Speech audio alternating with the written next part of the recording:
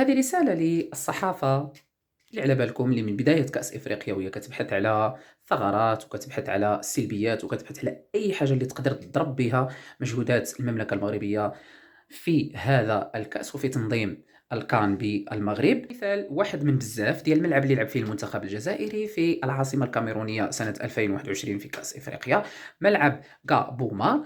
وشوفوا الأرضية ديالو وديروا مقارنة بينه وبين أرضية الملعب اللي غادي يلعب فيه المنتخب الجزائري. أرضية جميلة، ملعب جميل، ملعب مولاي الحسن، استضافة ولا أروع، وهذا أقره لاعبو المنتخب. ما عرفناش زعما علاش الصحافة ديالهم إلى يومنا هذا ما زالت تكتب وما زالت تغرد بعيدا على هذا رد بسيط فقط على اللي صدعوا لنا راسنا بعادي عادي عادي، استضافة عادية، فندق عادي، أرضية ملعب عادي. لا حول ولا قوة إلا بالله العلي العظيم. في ثقافة الضيافة وثقافة الكرم، مني كيتهلا فينا شي واحد كنقولوا له الله يرحم الوالدين. هذه ثقافة المغاربة، نتمنى لهم الهداية.